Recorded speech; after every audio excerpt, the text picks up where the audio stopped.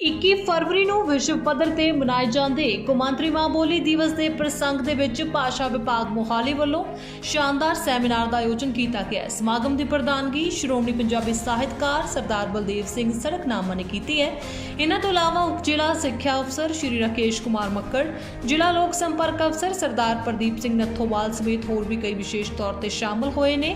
ਜ਼ਿਲ੍ਹਾ ਭਾਸ਼ਾ ਵਿਭਾਗ ਡਾਕਟਰ ਜੀਤਪਾਲ ਸਿੰਘ ਨੇ ਸਭ ਨੂੰ ਜੀ ਆਇਆਂ ਆਖਿਆ ਤੇ ਨਾਲ ਹੀ ਸਮਾਗਮ ਦੀ ਸ਼ੁਰੂਆਤ ਮਾਤ ਭਾਸ਼ਾ ਲਈ ਅਹਿਦ ਨਾਲ ਕੀਤੀ ਗਈ ਹੈ। ਪੰਜਾਬੀ ਮਾਤ ਭਾਸ਼ਾ ਦੇ ਪ੍ਰਚਾਰ ਪ੍ਰਸਾਰ ਨੂੰ ਸਮਰਪਿਤ ਇਹ ਅਹਿਦ ਠੀਕ 11 ਵਜੇ ਜ਼ਿਲ੍ਹਾ ਪੱਧਰ ਦੇ ਵੱਖ-ਵੱਖ ਸਕੂਲਾਂ, ਕਾਲਜਾਂ ਤੇ ਸਰਕਾਰੀ ਦਫ਼ਤਰਾਂ ਵਿਖੇ ਲਈ ਗਈ, ਜਿਸ ਉਪਰੰਤ ਗੁਰਦੇਵ ਦਰਦੀ ਦੁਆਰਾ ਪੰਜਾਬੀ ਮਾਂ ਬੋਲੀ ਨੂੰ ਸਮਰਪਿਤ ਇੱਕ ਖੂਬਸੂਰਤ ਗੀਤ GSPT ਦੁਆਰਾ ਸੁਰਜੀਤ ਪਾਤਰ ਗਜ਼ਲ ਗਾਇਨ ਕੀਤਾ ਗਿਆ। ਡਾਕਟਰ ਸੁਰਜੀਤ ਬਰਾੜ ਦੁਆਰਾ ਵੀ ਪੰਜਾਬੀ ਮਾਤ ਭਾਸ਼ਾ ਮਹੱਤਵ ਅਤੇ ਚੁਣੌਤੀਆਂ ਵਿਸ਼ੇ ਤੇ ਪੇਪਰ ਪੜ੍ਹਦਿਆਂ ਅੱਜ ਦੇ ਸੈਮੀਨਾਰ ਦੇ ਵਿਚਾਰ ਚਰਚਾ ਦੀ ਸ਼ੁਰੂਆਤ ਕੀਤੀ ਹੈ। ਨਾਲ ਹੀ ਉਹਨਾਂ ਨੇ ਆਪਣੇ ਪੇਪਰ ਦੌਰਾਨ ਯੂਨੈਸਕੋ ਦੀ ਰਿਪੋਰਟ ਦੇ ਹਵਾਲੇ ਦੇ ਨਾਲ ਪੰਜਾਬੀ ਮਾਤ ਭਾਸ਼ਾ ਦੀ ਨਿੱਘਰ ਰਹੀ ਹਾਲਤ ਤੇ ਚਿੰਤਾ ਦਾ ਪ੍ਰਗਟਾਵਾ ਕੀਤਾ ਤੇ ਅੱਗੇ ਇਸ ਚਰਚਾ ਨੂੰ ਵਧਾਉਂਦਿਆਂ ਹੋਇਆਂ ਸਰਦਾਰ ਅਮਰ ਸੂਫੀ, ਡਾਕਟਰ ਸੁਰਜੀਤ ਤੋਦਰ, ਗੁਰਮੇਲ ਬੋਡੇ, ਅਸ਼ੋਕ ਚਟਾਨੀ, ਡਾਕਟਰ ਸੁਜੀਤ ਟੂਡੀਕੇ, ਦਵਿੰਦਰ ਗਿੱਲ, GSPT ਅਤੇ ਗੁਰਦੇਵ ਦਰਦੀ ਦੇ ਵੱਲੋਂ ਮਹੱਤਵਪੂਰਨ ਨੁਕਤੇ ਉਠਾਏ ਗਏ ਨੇ। ਜ਼ਿਲ੍ਹਾ ਭਾਸ਼ਾ ਅਫਸਰ ਸ਼੍ਰੀ ਰਾਕੇਸ਼ ਮੱਕੜ ਨੇ ਮਾਤ ਭਾਸ਼ਾ ਦੇ ਪ੍ਰਚਾਰ ਦੇ ਲਈ ਸਕੂਲਾਂ ਵਿਖੇ ਬਣਾਏ ਭਾਸ਼ਾ ਮੰਚਾਂ ਬਾਰੇ ਜਾਣਕਾਰੀ ਸਾਂਝੀ ਕੀਤੀ ਹੈ।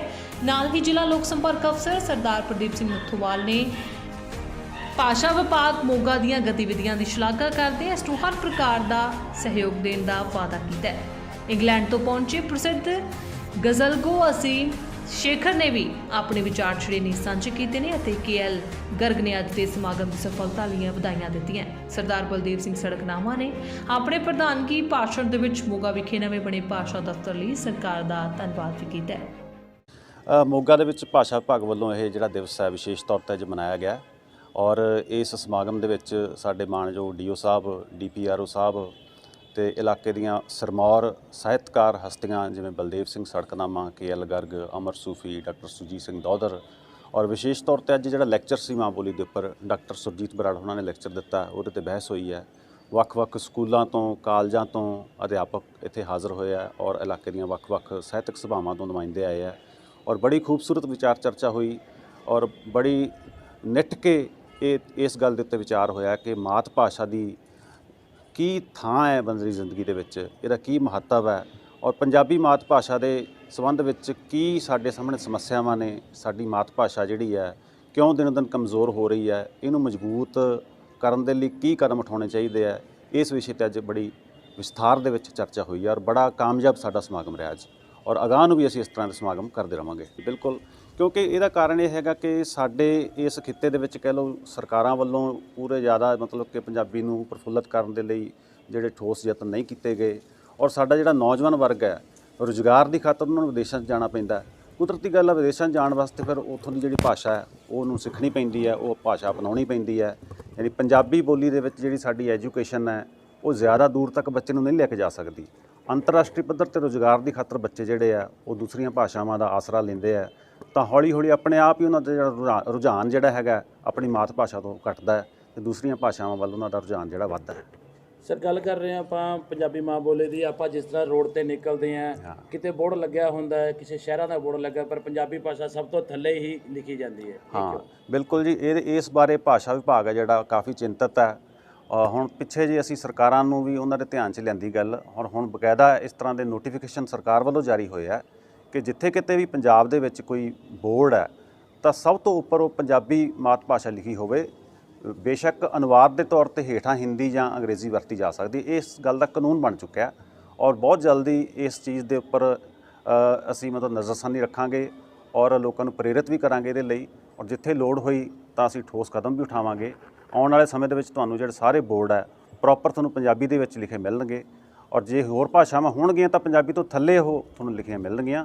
ਇਹ ਇਸੇ ਤਰ੍ਹਾਂ ਜਿਵੇਂ ਦਫ਼ਤਰ ਵਗੈਰਾ ਹੈਗੇ ਜਿੰਨੇ ਬੋਰਡ ਕਾਰਪੋਰੇਸ਼ਨ, ਉੱਥੇ ਜੋ ਨਾਮ ਤਖਤੀਆਂ ਅਧਿਕਾਰੀਆਂ ਦੀਆਂ ਉਹ ਸਾਰੀਆਂ ਪੰਜਾਬੀ 'ਚ ਤੁਹਾਨੂੰ ਲਿਖੀਆਂ ਮਿਲਣਗੀਆਂ ਔਰ ਸ਼ੁੱਧ ਪੰਜਾਬੀ ਦੇ ਵਿੱਚ ਸਾਰੇ ਇਸ਼ਤਿਹਾਰ ਆ ਜਿਹੜੇ ਜੋ ਬੋਰਡ ਹੈ, ਜੋ ਸੂਚਨਾ ਬੋਰਡ ਆ, ਤੁਹਾਨੂੰ ਲਿਖੇ ਮਿਲਣਗੇ ਆਉਣ ਵਾਲੇ ਸਮੇਂ 'ਚ। ਮੈਂ ਚਾਹੁੰਦਾ ਵੀ ਵੈਸੇ ਤਾਂ ਇਹ ਸਨ 2000 ਵਿੱਚ ਯੂਨੈਸਕੋ ਨੇ 21 ਫਰਵਰੀ ਐਲਾਨ ਕੀਤਾ ਸੀ ਵੀ ਇਹ ਜਿਹੜਾ ਕੌਮਾਂਤਰੀ ਭਾਸ਼ਾ ਦਿਵਸ ਮਨਾਇਆ ਜਾਏਗਾ।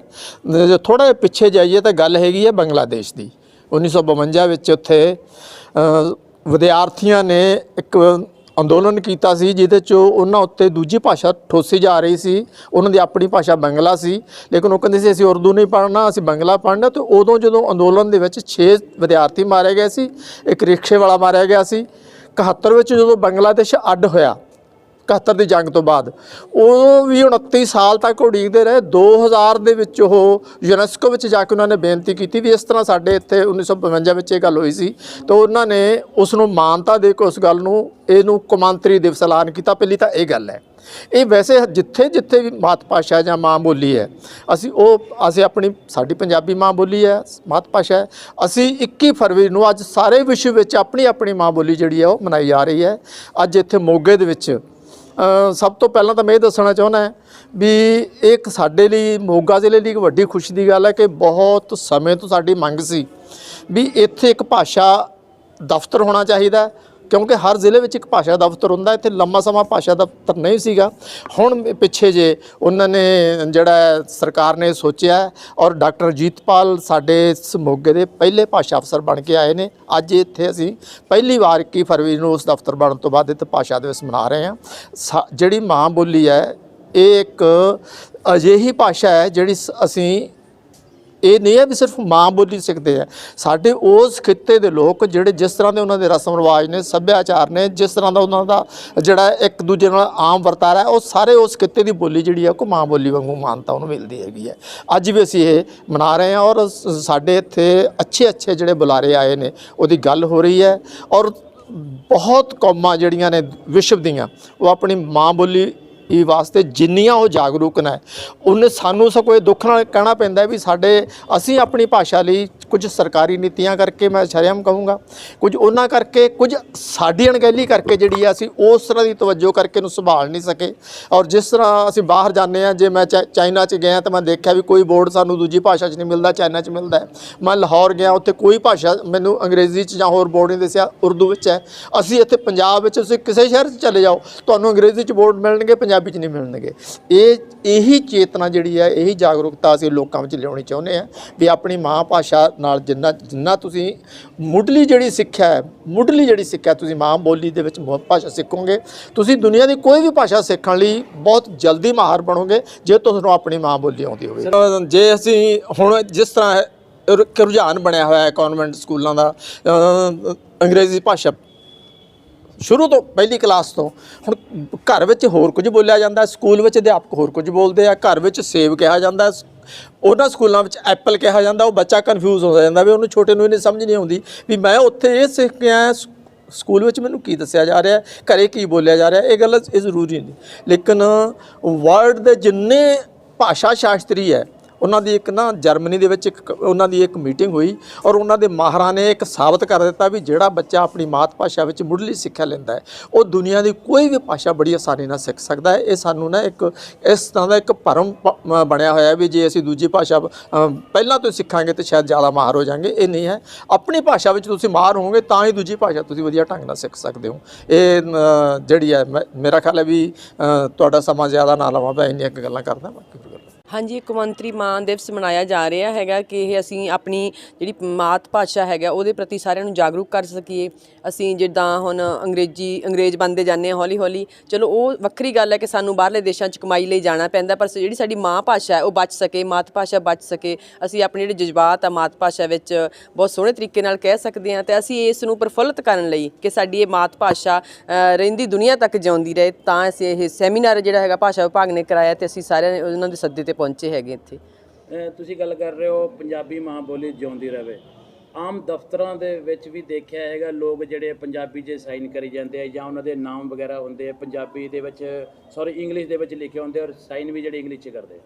ਹਾਂਜੀ ਬਿਲਕੁਲ ਜੀ, ਇਹ ਬਹੁਤ ਜਿੱਦਾਂ ਬੁਰੀ ਗੱਲ ਹੈਗੀ ਆ। ਇਕੱਲੇ ਸਾਈਨ ਹੀ ਨਹੀਂ, ਅਸੀਂ ਦੇਖਦੇ ਹੈਗੇ ਆ ਵੀ ਜਿਹੜੀਆਂ ਲੈਟਰ, ਜਦੋਂ ਕਿ ਸਰਕਾਰ ਵੱਲੋਂ ਇਹ ਹੈਗਾ ਵੀ ਜਿਹੜੀਆਂ ਚਿੱਠੀਆਂ ਕੱਢੀਆਂ ਗਈਆਂ ਵੀ ਬਹੁਤ ਵੱਡੇ ਜੁਰਮਾਨੇ ਲਾਏ ਜਾਣਗੇ, ਤਾਂ ਵੀ ਮਤਲਬ ਇਸ ਮਹੀਨੇ ਵੀ ਬਹੁਤ ਸਾਰੀਆਂ ਚਿੱਠੀਆਂ ਮੇਰੇ ਤੱਕ ਵੀ ਇਹੋ ਜਿਹੀਆਂ ਪਹੁੰਚੀਆਂ ਜਿਹੜੀਆਂ SDM ਵੱਲੋਂ ਜਾਂ ਦੂਜੇ ਸਾਰੇ ਆਫਿਸਰਾਂ ਵੱਲੋਂ, ਗਜ਼ਟਡ ਆਫਿਸਰਾਂ ਵੱਲੋਂ ਜਿਹੜੀਆਂ ਚਿੱਠੀਆਂ ਕੱਢੀਆਂ ਗਈਆਂ ਹੈਗੀਆਂ ਉਹ ਅੰਗਰੇਜ਼ੀ ਵਿੱਚ ਹੈਗੀਆਂ, ਅਤੇ ਉਹ 'ਤੇ ਕੋਈ ਗੌਰ ਨਹੀਂ ਹੈਗਾ। ਇਹ ਬਹੁਤ ਹੀ ਨਿੰਦਣਯੋਗ ਜਿਹੜਾ ਕਦਮ ਹੈਗਾ।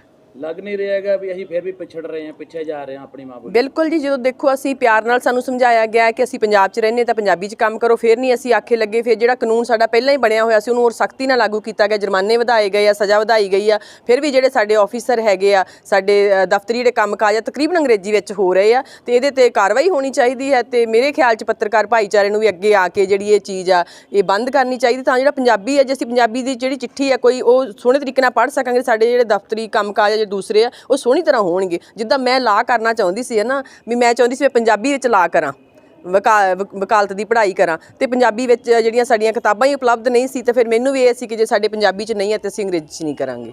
ਕੁਝ ਲੋਕਾਂ ਨੂੰ ਮਹੱਤਵ ਨਹੀਂ ਪਤਾਗਾ ਮਾਂ ਬੋਲੀ ਦਾ, ਕਿਸੇ ਤੇ ਲਾ ਲਓ ਤੁਸੀਂ, ਕਿਸੇ ਨੂੰ ਪਤਾ ਹੀ ਨਹੀਂ ਵੀ ਅੱਜ ਮਾਂ ਬੋਲੀ ਦਿਵਸ ਹੈ। ਤੁਸੀਂ ਕੀ ਕਹਿਣਾ ਚਾਹੋਗੇ ਮਾਂ ਬੋਲੀ ਦੇ ਉੱਤੇ? ਕੀ ਦੋ ਚਾਰ ਗੱਲਾਂ ਸਾਡੇ ਨਾਲ ਸ਼ੇਅਰ ਕਰੋਗੇ? ਮੈਂ ਚਾਹੁੰਦੀ ਇਹ ਗੁਰੂਆਂ ਪੀਰਾਂ ਦੀ ਬੋਲੀ ਆ, ਸੂਫੀਆਂ ਫਕੀਰਾਂ ਦੀ ਬੋਲੀ ਆ, ਤਾਂ ਇਹਦੇ ਤੇ ਸਾਨੂੰ ਮਾਣ ਆ। ਜਿਨ੍ਹਾਂ ਨੂੰ ਨਹੀਂ ਪਤਾ ਉਹਨਾਂ ਤੇ ਵੀ ਸਾਨੂੰ ਇਹ ਆ ਵੀ ਦੁੱਖ ਹੁੰਦਾ ਵੀ ਉਹਨਾਂ ਨੂੰ ਇਸ ਚੀਜ਼ ਦਾ ਨਹੀਂ ਪਤਾ। ਮੈਂ ਇੱਕ ਉਸ ਪਰਿਵਾਰ 'ਚੋਂ ਹਾਂ ਜਿਹੜੇ ਮੇਰਾ ਸਹੁਰਾ ਪਰਿਵਾਰ ਸਾਰਾ ਅੰਗਰੇਜ਼ੀ ਬੋਲਦਾ ਸੀਗਾ, ਤੇ ਅੱਜ ਮੈਨੂੰ ਖੁਸ਼ੀ ਆ ਕਿ ਮੇਰੇ ਹਸਬੈਂਡ ਨੂੰ ਪੰਜਾਬੀ ਵੀ ਨਹੀਂ ਆਉਂਦੀ ਸੀ, ਮੇਰੇ ਘਰ ਵਾਲੇ ਨੂੰ ਤਾਂ ਅੰਗਰੇਜ਼ੀ ਆਉਂਦੀ ਹੁੰਦੀ ਸੀ। ਅਖਬਾਰ ਸਾਡੇ ਘਰ ਅੰਗਰੇਜ਼ੀ ਦਾ ਲੱਗਾ ਹੋਇਆ ਸੀ, ਹੁਣ ਸਾਡੇ ਘਰ ਪੰਜਾਬੀ ਅਖਬਾਰ ਆਉਂਦਾ, ਮੇਰੇ ਬੱਚੇ ਪੰਜਾਬੀ ਬੋਲਦੇ ਆ, ਤੇ ਇਕੱਲੀ ਮੈਂ ਹੀ ਸੀ ਘਰ 'ਚ ਜਿਹੜੀ ਪੰਜਾਬੀ ਬੋਲਦੀ ਸੀ। ਅੱਜ ਮੇਰੇ ਘਰ ਵਾਲਾ ਵੀ ਪੰਜਾਬੀ ਬੋਲਦਾ, ਮੇਰੇ ਬੱਚੇ ਵੀ ਫਰਾਟੇਦਾਰ ਪੰਜਾਬੀ ਬੋਲਦੇ ਆ। ਮਾਣ ਹੈ ਤੁਹਾਨੂੰ ਪੰਜਾਬੀ ਹੋਣ? ਬਿਲਕੁਲ ਮੈਨੂੰ ਮਾਣ ਹੈ, ਤੇ ਮੈਨੂੰ ਇਹ ਹੈ ਜਿੰਨਾ ਚਿਰ ਮੈਂ ਜਿਉਂਦੀ ਹਾਂ ਤਾਂ ਵੀ ਮੈਂ ਪੰਜਾਬੀ ਨਾਲ ਜੁੜੀ ਰਹੂੰਗੀ। ਤੇ ਮੈਂ ਇਹ ਵੀ ਹਾਸਲ ਕੀਤਾ ਹੈ ਕਿ ਮੈਨੂੰ ਇਹ ਹੈ ਕਿ ਮੈਂ ਆਪਦੇ ਬੱਚਿਆਂ ਨੂੰ ਜੇ ਹੋਰ ਕੁਛ ਨਹੀਂ, ਆਪਦੇ ਸੱਭਿਆਚਾਰ ਜਾਂ ਆਪਣੇ ਜੇ ਹੋਰ ਵਿਹਾਰ ਨਹੀਂ ਸਿਖਾ ਸਕੀ, ਤਾਂ ਘੱਟੋ ਘੱਟ ਮੈਂ ਪੰਜਾਬੀ ਮਾਂ ਬੋਲੀ ਉਹਨਾਂ ਨੂੰ ਸਿਖਾਤੀ ਕਿ ਇੱਕ ਪੀੜ੍ਹੀ ਤੱਕ ਮੈਨੂੰ ਇਹ ਆ ਵੀ ਅਗਲੀਆਂ ਪੀੜ੍ਹੀਆਂ ਤਾਂ ਮੈਨੂੰ ਪਤਾ ਨਹੀਂ, ਘੱਟੋ ਘੱਟ ਮੈਂ ਇੱਕ ਪੀੜ੍ਹੀ ਤੱਕ ਪੰਜਾਬੀ ਨੂੰ ਜਿਉਂਦਾ ਕਰ ਚੱਲੀ ਹਾਂ, ਇੱਕ ਹੋਰ ਪੀੜ੍ਹੀ ਤੱਕ। ਤੁਹਾਨੂੰ ਸਾਰੇ ਸੁਣ ਰਹੇ ਦੇਖ ਰਹੇ ਹੈ, ਕੋਈ ਦੋ ਲਫ਼ਜ਼ ਹੋ ਜਾਣ ਪੰਜਾਬੀ ਮਾਂ ਬੋਲੀ ਦੇ? ਬਸ ਚੰਗਾ ਲੱਗਦਾ ਕਿ ਮੈਂ ਕਹਿਣਾ ਚਾਹਾਂਗੀ, ਭਾਵਕ ਜਿਹੀ ਹੋ ਗਈ ਹਾਂ ਕਿ ਪੰਜਾਬੀ ਜਿੱਦਾਂ ਮਾਂ ਦੇ ਦੁੱਧ ਤੋਂ ਸਾਨੂੰ ਜਿੱਦਾਂ ਮਿਲ ਜਾਂਦੀ ਹੈਗੀ ਆ, ਤੇ ਬਣਦਾ ਸਰਦਾ ਮਿਲ ਜਾਂਦਾ ਜੇ ਮਾਣ ਪੰਜਾਬੀ ਨੂੰ, ਬਣਦਾ ਸਰਦਾ ਮਿਲ ਜਾਂਦਾ ਜੇ ਮਾਣ ਪੰਜਾਬੀ ਨੂੰ, ਨਾ ਪਰਦੇਸੀ ਹੋਣਾ ਪੈਂਦਾ ਸੋਹਣੇ ਵੀਰੇ ਭਾਬੀ ਨੂੰ। ਤਾਂ ਸਾਡੇ ਜਿਹੜੇ ਪਰਿਵਾਰ ਆ ਜਿੱਥੇ ਵਸਦੇ ਹੁੰਦੇ, ਜੇ ਸਾਡੀ ਪੰਜਾਬੀ ਮਾਂ ਬੋਲੀ ਕਿੱਤਾ ਮੁਖੀ ਹੁੰਦੀ, ਸਾਡੀਆਂ ਸਰਕਾਰਾਂ ਨੇ, ਅਸੀਂ ਸਭ ਨੇ ਪੰਜਾਬੀ ਦੇ ਕਹਿੰਦੇ ਕਹਾਉਂਦੇ ਲੰਬੜਦਾਰਾਂ ਨੇ, ਸਾਹਿਤਕਾਰਾਂ ਨੇ ਜੇ ਇਸ ਵੱਲ ਧਿਆਨ ਦਿੱਤਾ ਹੁੰਦਾ, ਕਿੱਤਾ ਮੁਖੀ ਹੁੰਦੀ, ਤਾਂ ਅੱਜ ਅਸੀਂ ਵਿਦੇਸ਼ਾਂ 'ਚ ਨਾ ਰੁਲਦੇ। ਹਾਂ, ਅਸੀਂ ਵਿਦੇਸ਼ਾਂ 'ਚ ਜਾਂਦੇ, ਸੈਰਾਂ ਕਰਨ ਜਾਂਦੇ, ਤੇ ਫਿਰ ਵਾਪਸ ਆਪਣੇ ਆਲ੍ਹਣਿਆਂ 'ਚ ਆ ਜਾਂਦੇ। ਧੰਨਵਾਦ। ਤੁਸੀਂ ਭਾਵੁਕ ਹੋ ਗਏ ਹੋ ਬਹੁਤ ਜ਼ਿਆਦਾ, ਪੰਜਾਬੀ ਮਾਂ ਬੋਲੀ ਤੁਸੀਂ ਬਹੁਤ ਵਧੀਆ ਗੱਲ ਕੀਤੀ ਹੈ। ਬੱਚੇ ਵੀ ਵਿਦੇਸ਼ਾਂ ਨੂੰ ਜਾ ਰਹੇ ਹੈ, ਪੰਜਾਬੀ ਮਾਂ ਬੋਲਦੀ ਭੁੱਲਦੇ ਜਾ ਰਹੇ ਨੇ। ਬਹੁਤ ਬੁਰਾ ਲੱਗਦਾ। ਹਾਂ, ਵਿਦੇਸ਼ਾਂ 'ਚ ਜਾਣਾ ਬੁਰਾ ਨਹੀਂ ਆ, ਜੇ ਅਸੀਂ ਜਾਵਾਂਗੇ ਸਾਡੀ ਭਾਸ਼ਾ ਦਾ ਵੀ ਪ੍ਰਸਾਰ ਹੋਊਗਾ, ਸਾਡੇ ਵਿਚਾਰਾਂ ਦਾ, ਸਾਡੇ ਸੱਭਿਆਚਾਰ ਸਾਡਾ ਖਿਲਰੂਗਾ। ਤੇ ਪਰ ਦੁਖਦਾਈ ਆ ਜਿਹੜਾ ਉੱਥੇ ਜਾ ਕੇ ਸਦਾ ਲਈ ਸੈੱਟ ਹੋ ਜਾਣਾ, ਕਿਉਂਕਿ ਸਾਡਾ ਜਿਹੜਾ ਜੋ ਸਦਾ ਲਈ ਸਾਡੇ ਬੱਚੇ ਉੱਧਰ ਚਲੇ ਜਾਣਗੇ ਤਾਂ ਫਿਰ ਦੁਖਦਾਈ ਆ। ਜਿਵੇਂ ਹੁਣ ਅਸੀਂ ਜੁੜੇ ਹੋਏ ਹਾਂ, ਅਸੀਂ ਨਹੀਂ ਜਾਣਾ ਚਾਹੁੰਦੇ, ਜਿੱਦਾਂ ਅਸੀਂ ਬਾਹਰ ਨਹੀਂ ਜਾਣਾ ਚਾਹੁੰਦੇ, ਹੁਣ ਭਲਕੇ ਬੱਚੇ ਜਾਣਗੇ ਤਾਂ ਇਹ ਦੁਖਦਾਈ ਆ।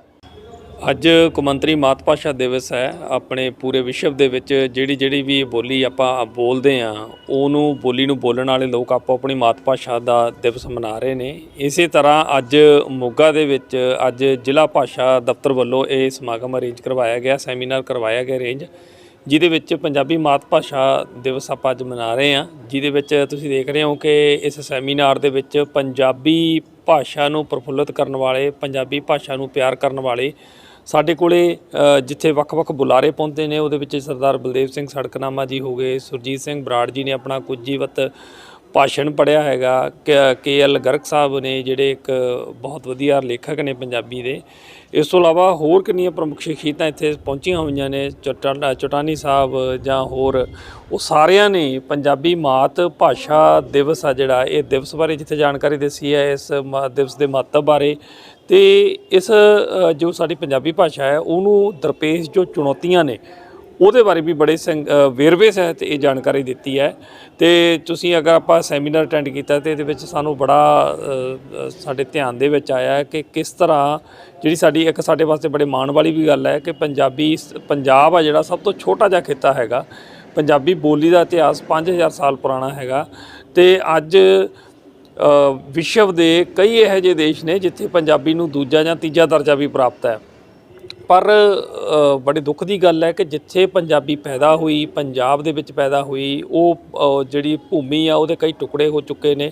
ਇਸ ਤੋਂ ਇਲਾਵਾ ਇਸ ਬੋਲੀ ਨੂੰ ਓਨਾ ਮਾਣ ਸਤਿਕਾਰ ਸਾਡੇ ਆਪਣੇ ਖਿੱਤੇ ਦੇ ਵਿੱਚ ਨਹੀਂ ਮਿਲ ਰਿਹਾ ਜਿੰਨਾ ਹੋਰ ਬਾਹਰਲੇ ਦੇਸ਼ਾਂ ਜਾਂ ਸੂਬਿਆਂ ਦੇ ਵਿੱਚ ਮਿਲ ਰਿਹਾ। ਸੋ ਸਾਨੂੰ ਇਹ ਸਾਰਿਆਂ ਨੂੰ ਇਹ ਦੇਖਣਾ ਚਾਹੀਦਾ ਜ਼ਰੂਰ ਕਿ ਸਾਨੂੰ ਅੱਜ ਇਸ ਮਾਤ ਭਾਸ਼ਾ ਦਿਵਸ ਦੇ ਮੌਕੇ 'ਤੇ ਸਾਨੂੰ ਇਹ ਸੰਕਲਪ ਲੈਣਾ ਚਾਹੀਦਾ ਕਿ ਜਿਹੜੀ ਅੱਜ ਸਾਡੀ ਇਹ ਮਾਂ ਬੋਲੀ ਹੈ, ਆਪਾਂ ਇਸ ਨੂੰ ਪ੍ਰਫੁੱਲਤ ਕਰਨ ਦੇ ਵਿੱਚ ਆਪਣਾ ਯੋਗਦਾਨ ਪਾਈਏ। ਕਿਉਂਕਿ ਅੰਦਰ ਲੇਖਕ ਹੀ ਦੱਸ ਰਹੇ ਸੀ, ਜਿਹੜੇ ਚਿੰਤਕ ਨੇ ਉਹ ਦੱਸ ਰਹੇ ਸੀ ਕਿ ਅਗਰ ਸਾਡੀ ਮਾਂ ਬੋਲੀ ਹੀ ਨਾ ਰਹੇਗੀ ਤਾਂ ਉਹ ਕੌਮ ਵੀ ਖਤਮ ਹੋ ਜਾਏਗੀ, ਉਹ ਸੱਭਿਆਚਾਰ ਵੀ ਖਤਮ ਹੋ ਜਾਏਗਾ, ਹੌਲੀ ਹੌਲੀ ਉਹ ਧਰਮ ਤੇ ਉਹ ਖਿੱਤਾ ਵੀ ਖਤਮ ਹੋ ਜਾਏਗਾ। ਸੋ ਬੜਾ ਗੰਭੀਰ ਵਿਸ਼ਾ ਹੈ, ਸਾਨੂੰ ਇਸ ਤੇ ਬੜੀ ਗੰਭੀਰਤਾ ਦੇ ਨਾਲ ਵਿਚਾਰ ਕਰਨਾ ਚਾਹੀਦਾ ਤੇ ਆਪਣੀ ਮਾਤ ਭਾਸ਼ਾ ਨੂੰ ਬਚਾਉਣ ਵਾਸਤੇ ਯਤਨ ਕਰਨੇ ਚਾਹੀਦੇ ਨੇ।